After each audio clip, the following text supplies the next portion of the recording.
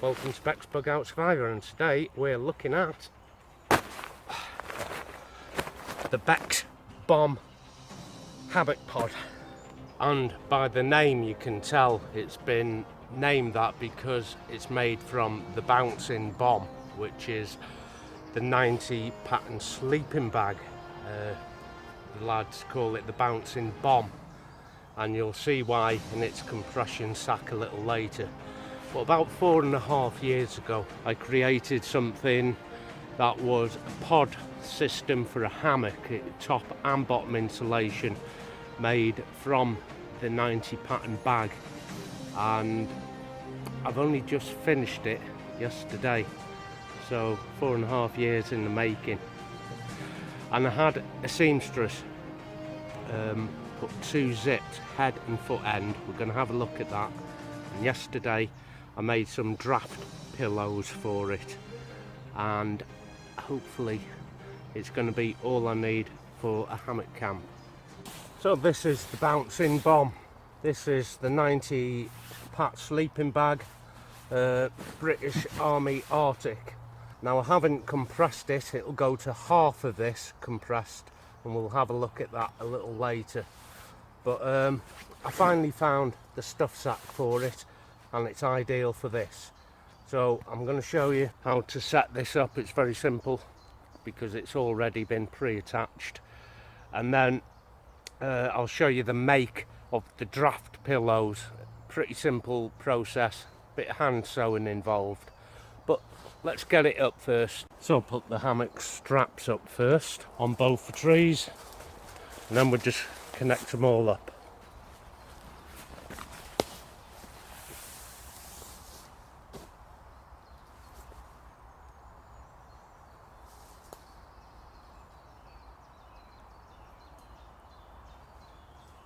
So it's the British Army Arctic sleeping bag, and it's wrapped around the hammock itself, and I've made draft doors for it, which we're going to have a look at a little later, and that's essential for keeping the cold out, and I've made them head and foot. And as you can see, it's zipped underneath the actual sleeping bag foot and head end. And also there's a draft cushion on the foot end that I had to make. Now without these draft cushions, the wind would blow straight in and you get a chill. Let me just pull this draft cushion out a bit. That's all it is, like that. I'm just going to dive in and size it up.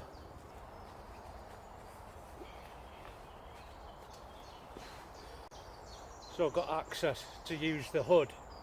It's got built-in cushion and a zip.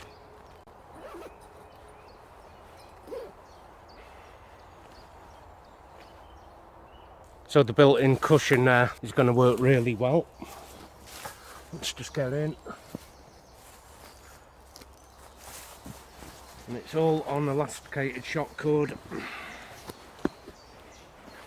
The hammock comes nicely up and around me. Head onto the built-in pillow, which also stops the draft from coming down the back here. Just reach down and do the zip up from either inside or outside, and I can wrap up. And the great thing about using a system like this, if you follow the instructions to the letter, I can still use the hood as a hood, and in order for it to work properly, you need these storm pillows or draft pillows. It's just the fact it's incredibly easy to use. There's hardly any adjustment involved, although it is suspended on shock cord. Pattern 90 sleeping bags are available from both places like eBay, surplus stores. You might even have a spare one. Now I took mine to a seamstress and she put me my zips on. They're about 9 inches, and it's important that you get as much of the width of the zip as you can. So I've seen somebody else try this idea of mine, and they sealed the end really tight, and all you've done you made it so tight you actually shorten the length of the hammock, and it makes it incredibly tippy and narrow on your shoulders. So you need as much width as you can, both head and foot end, when the zips are fitted. And as you can see, I have all the room I need. I haven't got to set an under blanket or anything. I just zip in, hood up, don't need a hat. I don't have to worry about my toes getting cold. I have that draft cushion down the foot end there. It's plenty long enough for me. This is the short 90 pat. And if I was to do this project all over again, perhaps I would choose the longer 90 pat bag.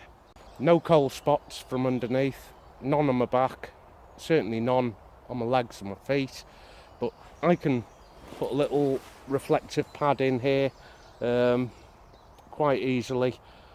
The guy who tried this idea took this down to about 0 degrees Celsius, no cold spots. So that's a positive thing. So I'm going to take this out next week overnight and trial everything really. Now 90 pack bags like this you can pick up between 10 and 30 quid depending on grade, condition. I forget how much I paid for this, it wasn't a lot. We're also going to have a look at it in its ground configuration, because you can just simply do the zips up head and foot end, leaving the storm cushions in, because I've sewn mine in, there's no option to take them out. But this storm cushion here, terrific idea, because in its ground configuration I have a built-in pillow. I've plenty of room at the shoulders. I've put a suspension on. It's a very, very simple modification and well worth it, and I can't wait for the overnight with this. I'm really looking forward to it. But it's a lovely little pod system, and you can buy pods online like I was saying before, but some of them can be pretty pricey, especially if you go for a down option such as goose down, duck down. The price is going to go up there, and I don't believe they have the draft pillows with it, so the air is going to rush down both head and foot. So I'm just going to lift the little foot flap there that I made, and you can see right in there I can put my hand in. There's where all the wind and the cold would come from and chill your feet. That little cushion sewn in to the actual zip there is all you need. And I'm going to show you how to make these plugs.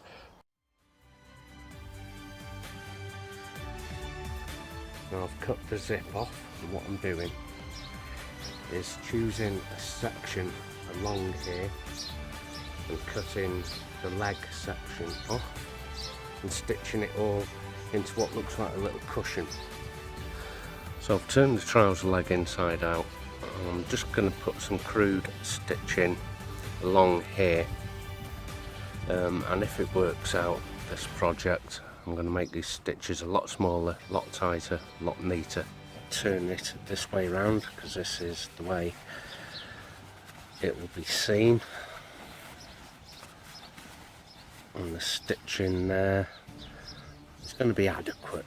And I bought myself a cushion because I need the filling, and I'm going to stuff this and then sew it. Now this is half of a cushion, the other half will be for the other leg, which will then become the foot end. Already I know I have enough there. I need to cut along here and sew it. Also needs to be sewn inside the sleeping bag. This will become a pillow. I'm going to interlock the stitches as well. Okay, this is a pillow that's been completed for the head end, and that would plug that gap there. I'm just going to try it in for size. it plugs that gap. I want to stitch it to the inside of the zip here.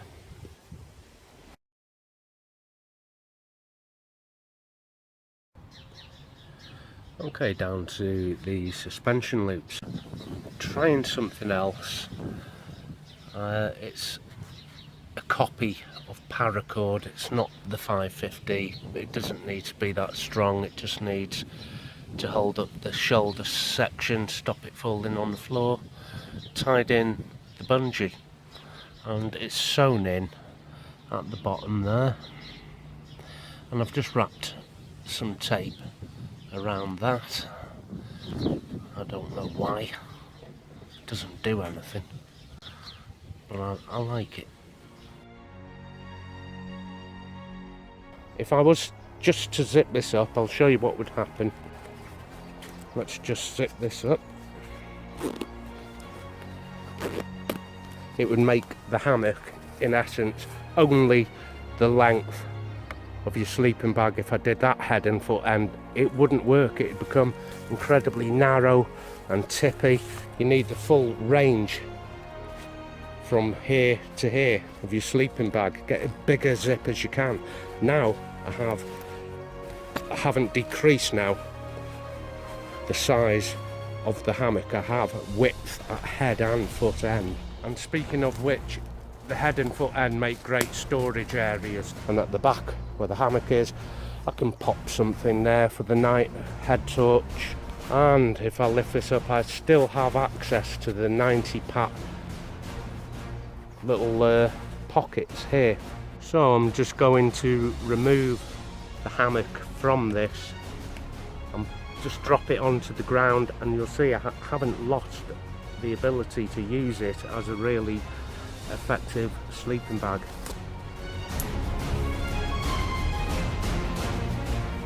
Just do the foot zip up. Simple as that. One at the head as well. And now I have a built-in pillow. And on the hood end of mine, I've put these rather lovely antique looking brass cinch toddles. Even with the modification of the draft pillows, it's quite easy to get down to quite packable size. So I cinch everything up in the normal way. I'll quickly show you how to properly compress any sleeping bag, so long as it has compression buttons like this. What I need to do is dig my fingers into the middle of the sleeping bag, then pull it up, and that will stop the bulges that will happen on one side. So I actually dig my fingers in halfway and I tighten up. I turn it round, dig my fingers in halfway and tighten up. You can see it's bulged out here. I don't worry about that. I just halfway again, a big bulge on the top, halfway. Let's dig right into that and just keep going round like that. It's back down to its compressed size, and you can see hell of a difference between its uncompressed state. I can use a bigger dry sack to put it in, along with my hammock and my tarp, and there's actually room in here for a small brew kit as well, so the whole lot can be carried out just over my shoulder like that, like some kind of kit bag. Okay, thanks for joining me on that one, and I hope that this has inspired you to get this job done if you have the 90-pat bag. It's a lot of fun, it's simple, it's easy to set up. You don't need any kind of camping skills really. If you want to see the Gore-Tex hammock tent and this joined up together for the night, and you're not already subbed, get subbed, because we're going to take it out and give it a right old test. So until next time, as usual, take good care of yourself and happy trails.